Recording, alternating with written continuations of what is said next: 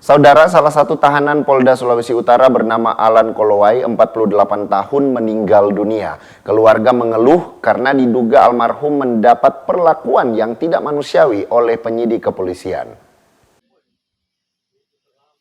Almarhum Alan Kolowai meninggal dunia di Rumah Sakit Kando pada 14 Mei 2025, sekitar pukul 19 WITA malam, karena sakit. Almarhum merupakan tersangka kasus dugaan pemalsuan surat ahli waris yang ditahan Direktorat Reserse Kriminal Umum di ruang tahanan Polda Sulut sejak 25 Maret 2025. Mewakili keluarga yakni kakak korban Rein Rompis, mengatakan adanya dugaan tindakan yang tidak manusiawi oleh pihak penyidik Polda Sulut selama almarhum Alan Kolowai ditahan. Rein Rompis juga bilang pada tanggal 26 Maret 2025 sudah ada permintaan dari keluarga untuk penangguhan penahanan karena almarhum sakit, namun belum juga diizinkan oleh pihak Polda Sulut. Sampai pada tanggal 8 Mei 2025, akhirnya almarhum diizinkan untuk dibawa pihak keluarga ke Rumah Sakit Kando karena kondisinya sudah makin parah. Almarhum pun dirawat di rumah sakit sampai meninggal dunia.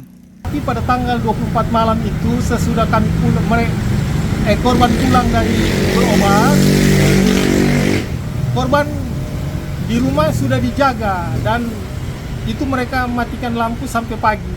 Nah, pagi harinya saya tidak tahu karena saya berada di rumah sakit, rumah didobrak dan mereka membawa korban beserta ibu ke tahanan Polda. Siapa yang menjaga itu? Polda? Polisi. Okay. Jadi dalam keadaan seperti ini, itulah dia ditahan oleh penyidik Polda dalam keadaan sakit dan dibawa ke rumah tahanan Polda. Itu tidak manusiawi dan tidak punya hati nurani karena sudah berulang kali kami meminta untuk supaya saudara kami ini Alan dan mertua kami yang sementara juga ditahan, umur 73 tahun, Ibu Yulin Lince Johannes. Sekarang masih berada di rutan Polda? Masih di rumah tahanan dan dalam keadaan sakit. Jadi Ibu Lince Johannes juga kan pasien kronik. Nah, jadi umur 73 tahun. Nah, jadi waktu itu kami meminta penangguhan, tetapi sampai almarhum saudara Alan tidak pernah ditangguhkan. Sementara itu, Kabid Humas Polda Sulut, AKBP Alamsyah Hasibuan menampik tuduhan perlakuan tidak manusiawi yang dilakukan penyidik. Sementara terkait permohonan penangguhan penahanan, Kabid Humas mengatakan telah diizinkan penyidik pada tanggal 8 Mei 2025 setelah melihat rekomendasi dari pihak Rumah Sakit Bayangkara untuk berobat. Penyerahan tersangka, ini tersangka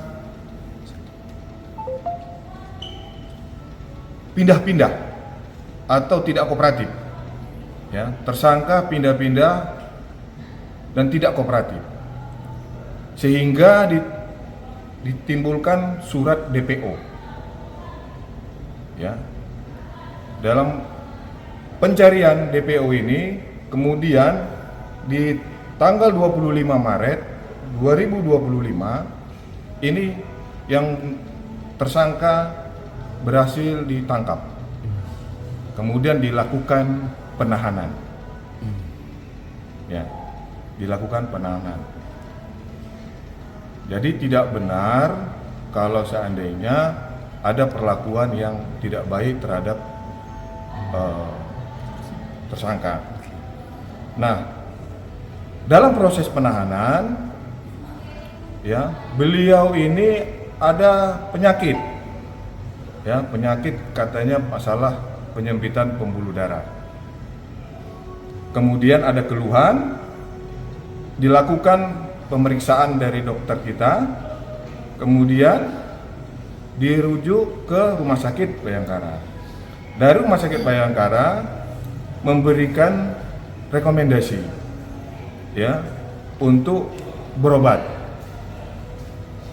Nah, dari keluarga atau pengacara itu mengajukan penangguhan penahanan,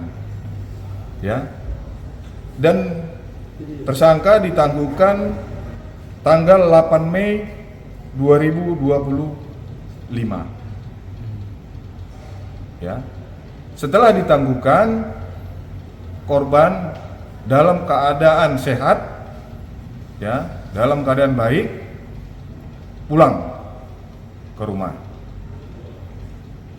Nah, kita dapat kabar bahwasannya di tanggal 14 Mei atau 15 hari ini, ya, itu tersangka meninggal dunia.